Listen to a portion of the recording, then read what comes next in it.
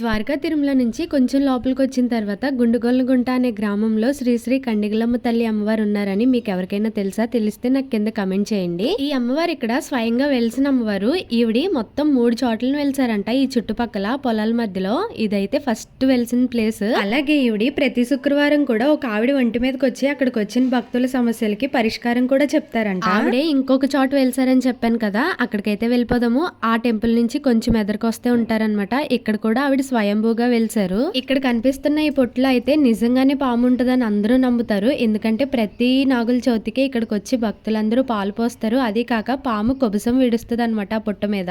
వెలిసిన అమ్మవారి గుడి పక్కనే ఆలయ నిర్మాణం చేసి కొత్తగా అమ్మవారి విగ్రహం అయితే ప్రతిష్ఠ చేశారనమాట. చుట్టూ పొలాల మధ్యలో ఈ టెంపుల్ అయితే ఉంటది. రీసెంట్ గా 4 to 5 days బ్యాక్ ఈ అమ్మవారి గుడిలో దొంగలు పడి అమ్మవారి కళ్ళు, నగలు, చీరలు మొత్తం అన్ని దోచేశారనమాట. ఎవరు ఏంటి అనేది ఇంకా బయటపడలేదు. అలానే ఈ అమ్మవారు ఈ గ్రామానికి గ్రామదేవత కూడా.